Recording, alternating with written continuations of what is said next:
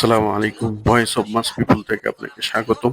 ভারতের পহেলগাম যে হত্যাকাণ্ড ঘটানো হয়েছে, এটা ভারতের শাসক দল বিজেপির প্রত্যক্ষ পরোক্ষ মতদেহ। দেখুন ভারতীয় মিডিয়ার মাধ্যমে তার উপযুক্ত প্রমাণ। আসসালামু আলাইকুম। It's not us, it's them. उनके बारे में सोचो जिनके साथ ये हुआ है, वो लोग कैसा फील करेंगे स्टेटिंग की। But I don't know how कौन सी मीडिया ने कहाँ से सारे न्यूज चैनल पे सिर्फ हमारी वीडियो वायरल हो रखी है। He is the navy person, he is the officer in it and I am his wife. সামাজিক যোগাযোগ মাধ্যমে এক ভিডিওতে সেই নারী বলেন, আমরা বেঁচে আছি, কিন্তু আমাদের ছবিগুলো ভারতীয় গণমাধ্যমে প্রচারিত হচ্ছে। ওই দম্পতি বলেন, আমাদের ছবিটিকে কেন নৌবাহিনী কর্মকর্তা ও তার স্ত্রীর বলে দেখানো হচ্ছে তা আমাদের জানা নেই। এছাড়া সামাজিক মাধ্যমের তথ্য ঘেটে দেখা যায় ভাইরাল সেই ছবিটি মূলত আরো 1 মাস আগেই পোস্ট করা হয়েছিল। কাশ্মীর হামলাকে ঘিরে টানটান উত্তেজনা বিরাজ করছে ভারত পাকিস্তান সম্পর্কে। তবে এর মাঝেই ভারতীয় মিডিয়ার বেশ কিছু কর্মকাণ্ড প্রশ্নের জন্ম দিয়েছে। এছাড়া এই হামলার পেছনে বিজেপি সরকারের সম্পৃক্ততা নিয়েও প্রশ্ন তুলছেন অনেকে, আর এ ব্যাপারে ধীরে ধীরে মুখ খুলছেন অনেকে। পেহেলগাম হামলার পর সামাজিক মাধ্যমে একটি ভিডিও বার্তা দিয়েছেন কাশ্মীরে কর্মরত এক ভারতীয় সেনা সদস্য। সেখানে তিনি দাবি করেন, হামলার ঘটনার পর প্রায় নিষ্ক্রিয় অবস্থায় ছিল সেখানকার সেনাবাহিনী। পুরো ঘটনাটি তার কাছে সাজানো এবং পূর্ব পরিকল্পিত লেগেছে বলেও দাবি করেন তিনি। जो जनता को दिखाया गया वो पूरा सच नहीं है। हमले के समय खुफिया जानकारी की विफलता और तत्काल मीडिया की कहानी ये सभी गंभीर सवाल खड़े करती है।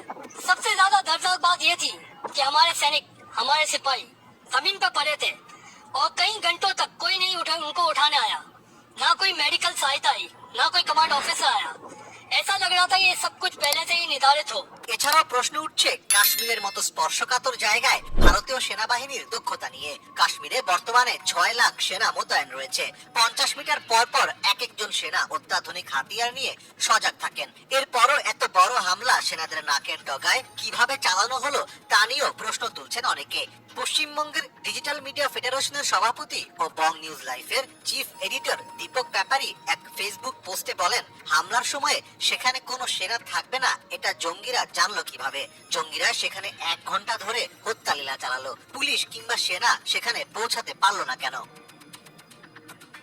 তিনি আরো বলেন, গত 19 এপ্রিল প্রধানমন্ত্রীর কাশ্মীর সফর বাতিল করা হলো কেন? তার মানে তিনি জানতেন কাশ্মীরে কিছু ঘটতে যাচ্ছে, তারপরেও কেন্দ্র সরকার ব্যবস্থা নিল না কেন? সেদিন পেহেলগামে সেনা ছিল না কেন? পেহেলগাম একটি পর্যটকপূর্ণ স্থান, সেখান থেকে সেনা বা পুলিশ তুলে নেওয়ার আদেশ কে দিয়েছিল? তাহলে কি এটা পরিকল্পিত হত্যাকাণ্ড?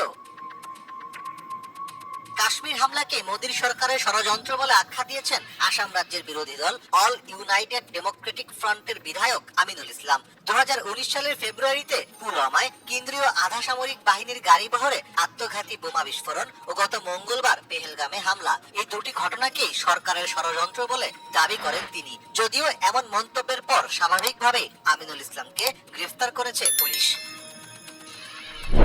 ভারতে যে কোনো ইস্যুতে সাম্প্রদায়িকতার ট্যাগ লাগিয়ে মুসলিম বিদ্বেষ ছড়ানো এখন স্বাভাবিক ঘটনায় পরিণত হয়েছে। পেহেলগাম হামলার সময় সন্ত্রাসীদের সঙ্গে বন্দুকযুদ্ধে ঝান্ডু আলী শেখ নামে ভারতীয় সেনাবাহিনীর এক মুসলিম জওয়ান নিহত হয়েছেন। এছাড়া পর্যটকদের বাঁচাতে গিয়ে বুলেটের আঘাতে ঝাঁঝরা হয়েছেন টাট্টু ঘোড়ার চালক সৈয়দ আদিল হোসেন শাহ। যদিও ভারতীয় কিছু সংবাদ মাধ্যম দাবি করছে হামলায় শুধু হিন্দুদের টার্গেট করা হয়েছে।